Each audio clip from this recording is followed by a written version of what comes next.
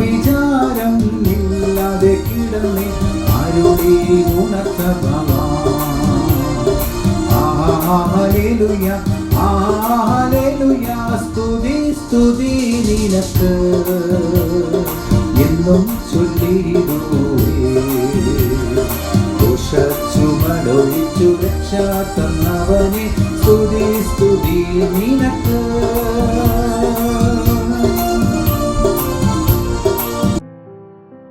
ദൈവനാമത്തിന് മഹത്വമുണ്ടാകട്ടെ.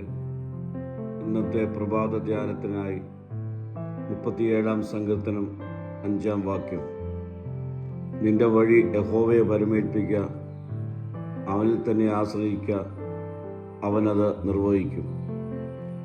നമ്മുടെ വാക്കുകളിൽ മാത്രമല്ല, പ്രവൃത്തികളിലും പൂർണ്ണ വിശ്വാസത്തിലും ഒരാളുടെ ജീവിതത്തിന്മേലുള്ള നിയന്ത്രണം ദൈവത്തിന് സമർപ്പിക്കേണ്ടതിൻ്റെ പ്രാധാന്യമാണ് ഈ വാക്യം എടുത്തു കാണിക്കുന്നത്. ദൈവത്തിൻ്റെ പൂർണ്ണമായ സമയത്തിലും ആത്യന്തിക നീതിയിലും വിശ്വസിക്കുവാൻ ഇത് നമ്മെ പ്രേരിപ്പിക്കുന്നു.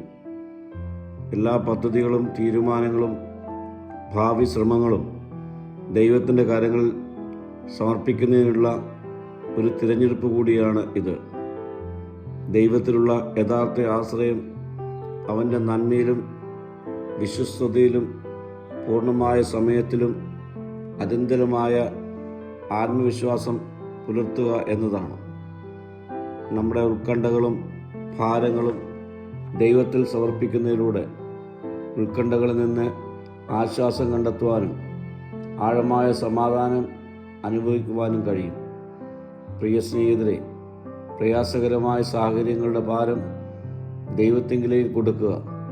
അവൻ്റെ പൂർണ്ണമായ പദ്ധതി പ്രകാരം നടപ്പിലാക്കുവാൻ അവനിൽ വിശ്വസിക്കുക.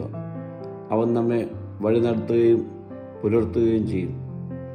പ്രാർത്ഥിക്കാം. കർത്താവെ, നിന്നിൽ സമ്പൂർണ്ണമായി സമർപ്പിച്ച് ജീവിക്കാനുള്ള കൃപ ഈ നാളുകൾ എനിക്ക് നൽകണമേ. മഹത്വം നീ എടുക്കണം. യേശുവിൻ്റെ നാമത്തിൽ തന്നെ.